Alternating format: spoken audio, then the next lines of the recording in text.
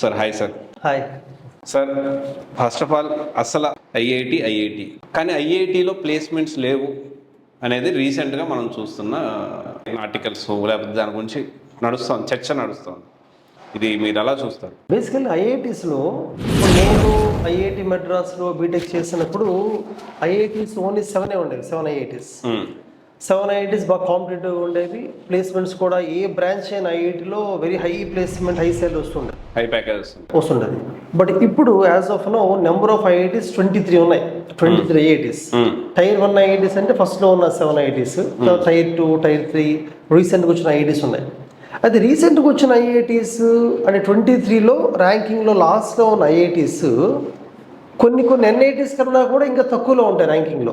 కొత్తగా ఎస్టాబ్లిష్ అవడం వల్ల ఇన్ఫ్రాస్ట్రక్చర్ ఇంకా డెవలప్ అవుతుంది, సో టైం పడుతుంది. ఇంకో 10 years ఆగితే ఇవి కూడా బాగా ముందుకు వెళ్తాయి. So in the mean well మీరు అన్నట్టుగా ఈ 23 ఐఐటీస్లో లాస్ట్ ఒక 7-8 ఐఐటీస్లో వాళ్ళకి ప్లేస్మెంట్స్ అంత బాగోలేమో అని చెప్పగలము. వేరేజ్ ఈ టైర్ 2 ఐఐటీస్ తీసుకుంటే అందులో టైర్ 2 ఐఐటీస్లో జాబ్స్ వస్తున్నాయి.